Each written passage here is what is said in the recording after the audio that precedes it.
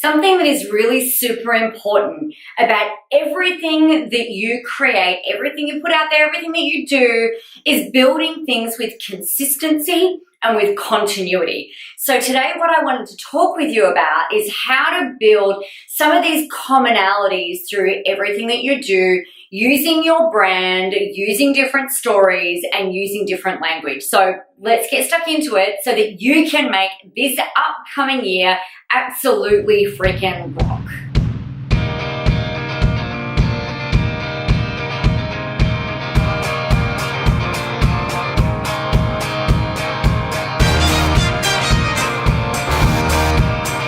Hi, I'm Nicola. Welcome to our blog for today.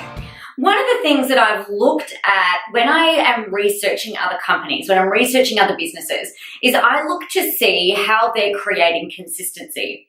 I look to see how they're creating consistency not only from a visual perspective, but also from within everything else that they're doing. So some of the most successful brands, if you think like Apple, everything is super nice and clean. If you look at the way that different rock stars, music stars, things like that, music artists, they look at what happens when you look at what happens when they get into pre-releasing their latest album. The things they talk about are all the same. The imagery is all very, very similar. So if we take a look at how can we take some of those strategies from really big known brands, well-known brands, both people and companies, and start applying that into our own business, into cultivating our own personal brand. Some of the really big common things are consistent use of particular words and language. All right. So here's the thing with this. You don't want to just be known as the person that says just one thing, right? So some things that you need to start thinking about is, number one, how do you want people to describe you? Do you want them to describe you as being kick-ass, amazing, soft, open, generous? Start thinking about those words. Get those all written down. Get them drafted out. Another thing that I would do is go out to people that you know and say, hey, what are some common things, or what are some things that you would use? What words would you use in order to describe me? How would you describe me? And get those words written out. The next thing that I would do is go out and start talking to the people that you would love to work with, that you would love to have as clients, or even clients that you already have, and find out the kinds of things, the way that they language their worlds. The way that they language their challenges, their dreams, their desires, their wants, the things that keep them up at night. What this is doing is this is building up a bank of words and phrases that you can start to really ripple through your stuff, ripple through your brand, ripple through everything that you're doing. So some things that I'm super, super passionate about talking about is about authority, branding, creating an online presence, being seen as the rock star of your industry, getting yourself out there, being seen, creating an impact, building towards this vision that you have for yourself and your business. All of that, I use those words, those particular sets of words over and over and over and over and over again, to the point where sometimes I'm just like, oh my God, I think I've said that way too many times.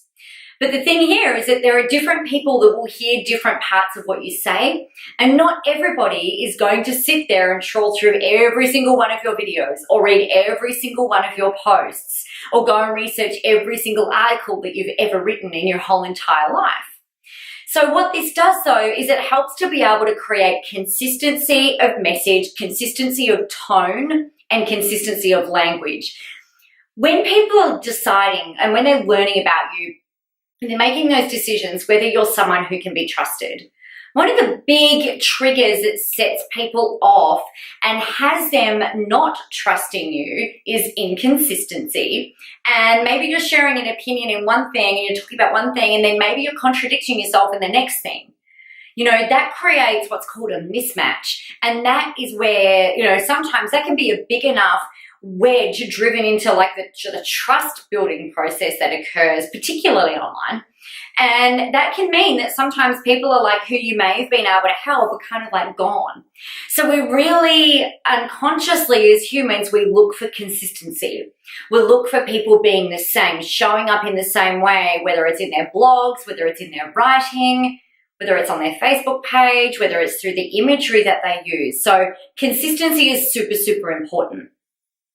Another really cool way of being able to build this in is by using stories.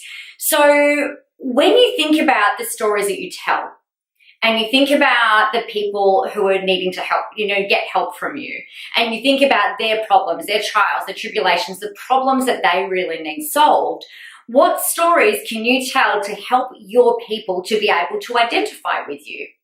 One of the things that I remember is in 2011, I was just about to resign from Westpac, resign from my corporate job. I'd been working there for 12 years.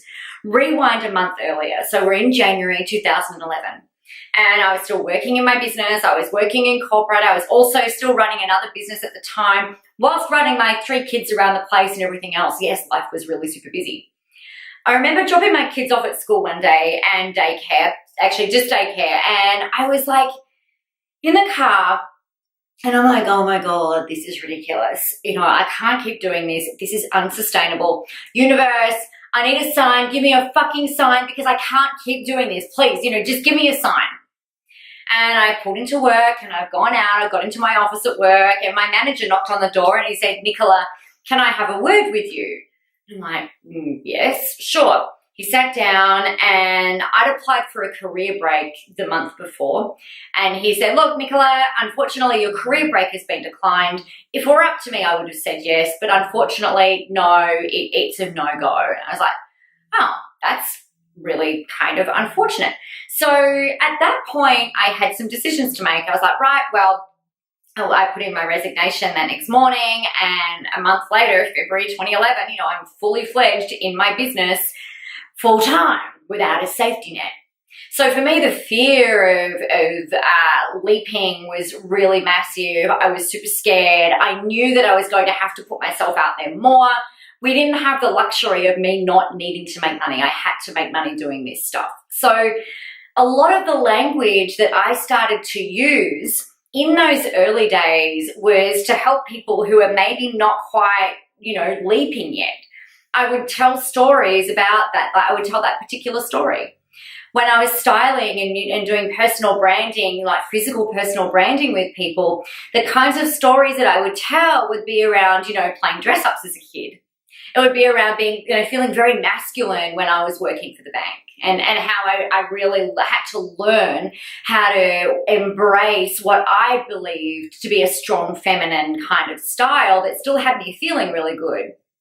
So the stories that we tell help people to identify us, help to identify with you, help us, oh my goodness.